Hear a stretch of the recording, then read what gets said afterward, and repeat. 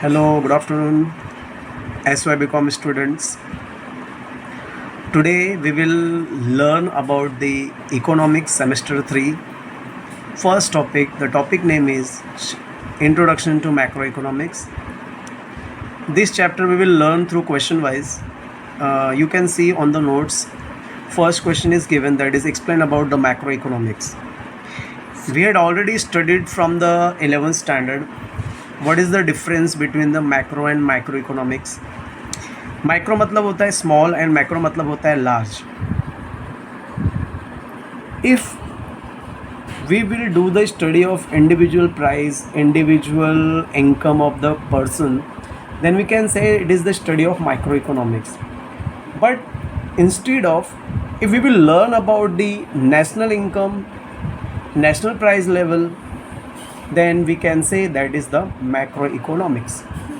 Understood? From this point of view, we can understand about the macro and micro. We will today learn the question number 1, that is explain about the macroeconomics. Students, you can say that is question number 1, explain about the macroeconomy. You can see cursor also. First point, macroeconomics studies the economy as a whole and analyzes its functioning. Means what? Macroeconomic क्या करते हैं, वो पूरे economy को study करता है और उसके फंक्शन को एनालाइज करता है. It deals with behaviour of aggregate, it deals with whole, it deals with aggregate like national income, general price level, employment level and balance of payment. I hope you can understand first point. तो macroeconomic क्या करता है, macroeconomic मतलब study of whole and वो function को analyse भी करता है.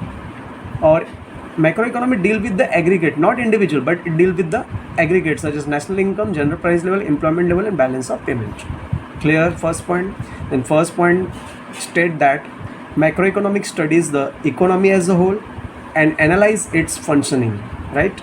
It deals with aggregate of behavior like national income, general price level, employment level and balance of payment. First point is clear. Second point, macroeconomics is that part of economy which studies the overall average and aggregate of economy system. Macroeconomy क्या करता है, वो study करता है overall average, not individual average but overall average, और वो पूरे economy system को एग्रीगेट स्टडी करता है. Is this clear? तो macro economics what? It studies the part of economy,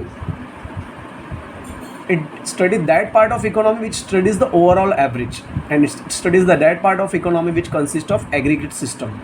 Is this clear? Macroeconomy क्या करता है? It is the study that part of economy which study the overall average and aggregate of the economic system. Clear? जैसे for example हम लोग अगर एक product के price के बारे में स्टडी करेंगे तो वो माइक्रो बोला जाएगा, लेकिन अगर हम लोग नेशनल लेवल के प्राइस पे स्टडी करेंगे, एक साथ सभी प्रोडक्ट के प्राइस के बारे में स्टडी करेंगे तो उसको बोलेंगे मैक्रो इकोनॉमिक्स. वैसे सेम लेवल है, अगर हम किसी एक इंडिविजुअल इनकम के बारे में स्टडी करेंगे that is called micro economics, लेकिन अगर हम पूरा नेशनल इनकम के बारे में स्टडी करेंगे that is called macro economics. तो macro economics that part of economy studies the overall average and aggregate of economy system. Is this clear? Next point, it does not deal with individual income but with national income. ये individual income के साथ deal नहीं करता, national income के साथ deal करता है. Not with individual price but with aggregate price, right? Not with individual output but with national output. Is this clear? तो नेशनल इकोनॉमी, मैक्रो इकोनॉमिक जो डील करता है वो इंडिविजुअल इनकम के साथ डील नहीं करता, नेशनल इनकम के साथ डील करता है. Not with individual price but with the aggregate price, not with individual output but with national output. Is this clear? समझा? तो national micro economics deal with national income, deal with aggregate price, deal with national output. Next point is macro economic is the study of individual unit of economy. Macro economic study economy is whole, वही same point repeat किया. तो macro economic है is the study of individual unit of an economy, मतलब पूरी economy को एक individual unit समझता है. And macro study the economy as a whole, और पूरी इकोनॉमी को एक साथ स्टडी करता है. Is this clear? ये हम लोग एक एग्जाम्पल से भी समझ सकते हैं. फिफ्थ पॉइंट में एक एग्जाम्पल दिया हुआ है. In April 2017 in South Asian report the World Bank forecast the Indian economy will grow at the rate of 7.5% in 2018-19. मतलब अप्रैल 2017 में जो साउथ एशियन रिपोर्ट है, जो वर्ल्ड बैंक का रिपोर्ट है, उसने ये अंदाज़ा लगाया कि हमारी जो इकोनॉमी है वो 7.5% से ग्रो करेगी 2018-19 में. Report said that growth of Indian economy could face the problem due to effect of demonetization on the informal sector, the stress in financial sector, rising oil and material price and uncertainty in the global economy. मतलब 2017 में, अप्रैल 2017 में south Asian report आया जो world bank का था, उसने अंदाज़ा लगाया कि इंडियन इकोनॉमी को 2018-19 में 7.5% का ग्रो मिलेगा। रिपोर्ट में ये भी बताया कि इंडियन इकोनॉमी को प्रॉब्लम भी हो सकता है, जैसे डीमोनेटाइजेशन की वजह से फाइनेंशियल सेक्टर में स्ट्रेस हो सकता है, ऑयल का प्राइस बढ़ सकता है, मटेरियल का प्राइस बढ़ सकता है और ग्लोबल इकोनॉमी अनसर्टेन हो सकती है। समझा? तो ये कैसे आया, ये मतलब ये पूरी इकोनॉमी का स्टडी इसके लिए मालूम पड़ा। तो that is why it is the case of macro economics. In April 2017, South Asian report stated that Indian economy will grow at the rate of 7.5% 2018-19. The report said that growth in Indian economy could face the problem of due to effect of demonetization of the informal sector and stress in financial sector, rising oil and material price and uncertain global economy. Is this clear? तो इसको अगर normal words में हम बोलेंगे तो क्या बोल सकते हैं? In April 2017, World Bank has reported that Indian economy will grow at the 7.5% in 2018-19 and report में ये भी बताया था कि Indian economy will get affect due to demonetisation. Demonetisation मतलब होता है पैसे की करेंसी को रोकना, करेंसी बंद कर देना, न्यू करेंसी लाना, और इनफॉर्मल सेक्टर में। और दूसरा था फाइनेंशियल सेक्टर में स्ट्रेस आना और ऑयल एंड मटेरियल प्राइस का प्राइस बढ़ना और ग्लोबल इकोनॉमी अनसर्टेन हो गया। And last point is what, economic growth will get boost if GST is effectively implemented. Economic growth क्या बूस्ट होगा अगर हमने जीएसटी को प्रॉपरली इम्प्लीमेंट किया तो, and private investment will get also increase. Then we can understand from this point that economic growth will get expansion, economic growth will get boost अगर हमने GST का जो सिस्टम है प्रॉपरली इम्प्लीमेंट किया और private investment बढ़ाया तो हमारा क्या इकोनॉमिक ग्रोथ क्या होगा, अच्छा होगा। समझ गया? 6 पॉइंट में ये दिया है कि economic growth will increase if GST is implemented properly and private investment will get increase. Then again just we'll take the revision. First point, micro economy में क्या लिखा है? माइक्रो इकोनॉमी मतलब होता है पूरी इकोनॉमी का हो एक साथ स्टडी करना और उसकी फंक्शन को एनालाइज करना। It deal with aggregate behaviour such as national income, general price level, employment level. Micro economic जो है इकोनॉमी का पार्ट है जिसमें ओवरऑल एवरेज की स्टडी होती है और इकोनॉमिक सिस्टम की स्टडी होती है। माइक्रो इकोनॉमिक इंडिविजुअल इनकम के साथ डील नहीं करता, नेशनल इनकम के साथ डील करता है, इंडिविजुअल प्राइस के साथ डील नहीं करता, एग्रीगेट प्राइस के साथ डील करता है, इंडिविजुअल आउटपुट के साथ डील नहीं करता, नेशनल आउटपुट के साथ डील करता है। मैक्रो इकोनॉमिक जो है एक इंडिविजुअल यूनिट के बारे में स्टडी करता है, इकोनॉमी को इंडिविजुअल यूनिट समझते हैं उसके बारे में स्टडी करता है। माइक्रो इकोनॉमिक जो होल इकोनॉमी को स्टडी करता है। अप्रैल 2017 में साउथ एशियन रिपोर्ट में वर्ल्ड बैंक ने ये अंदाज़ा लगाया कि इंडियन इकोनॉमी को 7.5% का ग्रो होगा 2018-19 में, और रिपोर्ट में ये भी दिया कि इंडियन इकोनॉमी जो है प्रॉब्लम फेस करेगी डीमोनेटाइजेशन की वजह से। फाइनेंशियल सेक्टर में प्रॉब्लम आएगा, राइजिंग तेल का प्राइस, मटेरियल का प्राइस बढ़ जाएगा और इकोनॉमी अनसर्टेन हो जाएगी। This is the case of macroeconomics. Economic growth will get boost if GST is effectively implemented and private investment will get increased. Is this clear? Now next question we'll take. Question second is explain various school of thoughts of economy. Following are the main school of thoughts in macroeconomics. Macroeconomics को लेके नीचे दिए हुए thoughts हैं। सबसे पहला है classical macroeconomics. Classical micro economics में क्या है? दिस क्लासिकल, पहले हम पैराग्राफ पढ़ा देता हूँ फिर तुम समझाता हूँ। Classical school of thought based on certain assumption and postulates. Postulates means the assumption, same meaning होता है एजम्पशन, मानना, कोई चीज़ को मानते हैं ना, वो इसको बोलते हैं एजम्पशन। ठीक है? तो classical school of thought based on certain assumption and postulates, postulate means assumption ही होता है। Main idea of classical school thought is that market work based when they are left alone without government intervention. This is termed as a oh wrong है, इसको correction कर देता हूँ, laissez faire capitalism. Is this clear? मतलब इस paragraph में अगर हम देखेंगे तो क्या दिया हुआ है? क्लासिकल स्कूल जो है, सबसे पहला क्वेश्चन है स्कूल थॉट के बारे में बताओ। तो स्कूल थॉट जो है माइक्रो इकोनॉमिक्स में सबसे पहला दिया है क्लासिकल माइक्रो इकोनॉमिक्स, और क्लासिकल इकोनॉमिक्स में क्या दिया? Classical school of thought based on certain assumption and postulate. जो ये जो क्लासिकल थॉट है वो किसी एजम्पशन और पोस्टुलेट के बीच में, पोस्टुलेट का मतलब भी एजम्पशन ही होता है। Main idea of classical school thought is that market work based when they are left alone without government. अगर हमने मार्केट को ऐसे ही छोड़ दिया गवर्नमेंट का कोई कंट्रोल नहीं रखा उस पर, तो मार्केट अपने आप क्या हो जाएगा, बेटर वे में आ जाएगा, बेटर पोजीशन पे आ जाएगा। ऐसा क्लासिकल मैक्रो इकोनॉमिक्स में लिखा है, क्लासिकल थॉट ऐसी है। तो क्लासिकल थॉट में ये लिखा है कि क्लासिकल थॉट तो पहले एजम्पशन के बेस पे है। उनका एजम्पशन यही है कि अगर हमने मार्केट को विदाउट गवर्नमेंट इंटरवेंशन के रखा, उसको लेफ्ट किया विदाउट गवर्नमेंट इंटरवेंशन, तो मार्केट अपने आप बेटर कंडीशन पे आ जाएगा। इसी टर्म्स को बोलते हैं लेसेज फेरी। क्या बोलते हैं इसको? Laissez faire capitalism. Is this clear? तो क्लासिकल स्कूल ऑफ थॉट सबसे पहला एजम्पशन के बेस पे, इसका मेन आइडिया स्कूल का थॉट का क्या है, मार्केट बेस्ड पोजीशन पे कब आएगा, जब हम उसको गवर्नमेंट इंटरवेंशन, गवर्नमेंट का कंट्रोल नहीं रहेगा, तो इसी को बोलते हैं लेसेज फेयर या कैपिटलिज्म। Is this clear? तो एक बार रीड कर लेना, सुन लो। Classical school of thought based on certain assumption and postulates. Main idea of school of thought is that market work based when they are left alone without government intervention. Market अच्छा काम कब करेगा, जब government का control नहीं रहेगा। This term is laissez faire capitalism. इसको laissez faire capitalism बोलते हैं। Is this clear?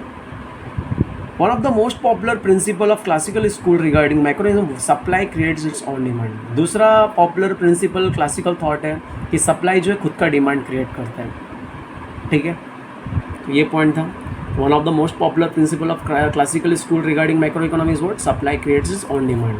तो दूसरा thought जो है classical economics का वो है supply खुद का demand create करता है। Classical economics consider the market to be highly efficient self-adjusting mechanism. Classical economy ये भी कंसिडर करते हैं कि मार्केट जो है खुद एडजस्ट कर लेता है और एक हाईली इफिशिएंट और सेल्फ एडजस्टिंग मशीन है। If we left alone market, the market could solve problem of unemployment and inflation.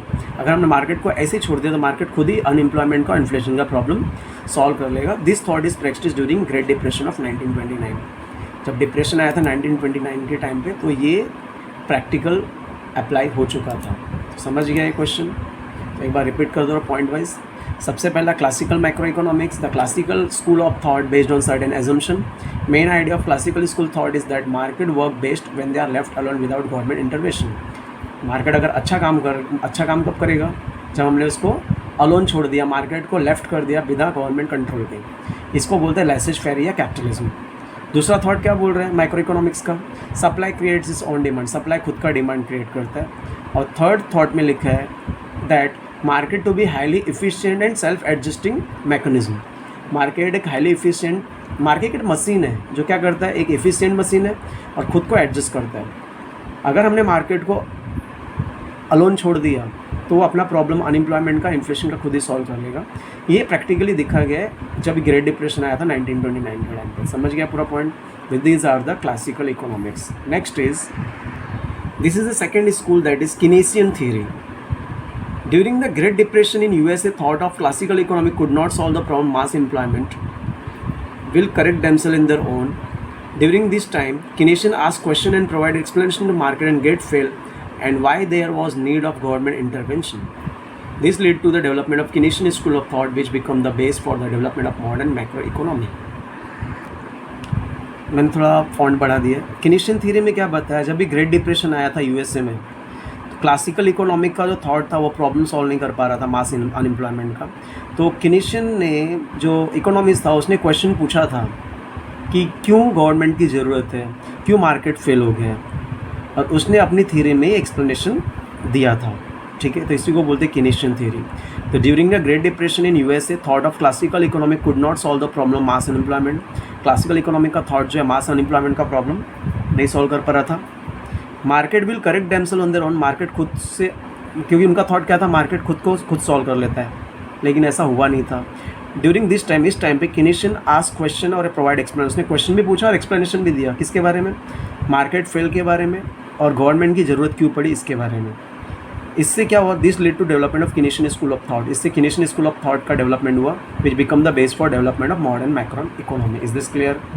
तो ड्यूरिंग द ग्रेट, अभी इसको एज ए स्टोरी समझा जाए। जब भी डिप्रेशन आया यूएसए में, सब लोग बेरोजगार हो गए, उस टाइम पे क्लासिकल इकोनॉमी वर्क नहीं कर पा रहा था।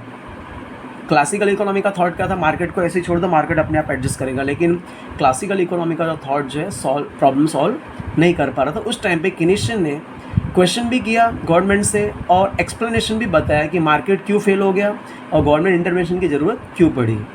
इससे क्या हुआ, केनेशियन स्कूल ऑफ थॉट डेवलप हुआ और जो इकोनॉमी डेवलपमेंट का बेस बन गया, मैक्रो इकोनॉमी डेवलपमेंट का बेस बन गया। Is this clear? तो वापस बोलूँ, जब भी ग्रेट डिप्रेशन आया यूएसए में, क्लासिकल इकोनॉमी का थॉट जो है प्रॉब्लम सॉल्व नहीं कर पा रहा था मास अनएम्प्लॉयमेंट का, ठीक है।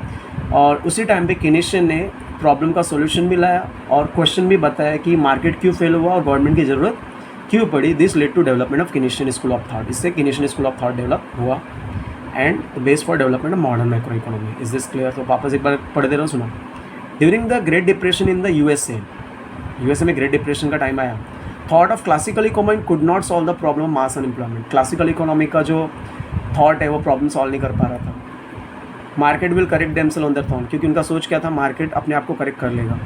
ड्यूरिंग दिस टाइम, इस टाइम पे केनेशियन आस्क्ड क्वेश्चन, केनेशियन ने क्वेश्चन पूछा एंड प्रोवाइड एक्सप्लेनेशन भी दिया अबाउट किसके बारे में, मार्केट गेट फेल, मार्केट क्यों फेल हुआ and why there was need of government intervention, government intervention की जरूरत क्यों है। This lead to development of Keynesian school of thought. इससे Keynesian school of thought develop हुआ which become the base for development of modern economy, जो modern economy का base बना। तो तुम्हारा पहला पॉइंट होगा, first, during the great depression USA thought of classical could not solve the problem mass unemployment. First point. Second point, during this time Keynesian asked question, provide explanation about market get fell and why there was need of government intervention. And third point, this led to development of Keynesian school of thought which become the base for development of modern macroeconomy. Is this clear? So today we had done two questions. First question was explain about the macroeconomics and second question was explain various school of thought. Is this clear? Then do revisions, do preparation. If any doubt is there, please ask and prepare the notes because economics थोड़ा hard है, इसलिए economics के ऊपर ज़्यादा concentrate करो, बाकी theory easy है, ठीक है। तो will prepare the notes of eco, जो भी नोट्स में भेज रहा हूँ उसका नोट्स बनाते जाओ, नोटबुक में लिखते जाओ, ठीक है। Then if any doubt is there please ask. Thank you, good day.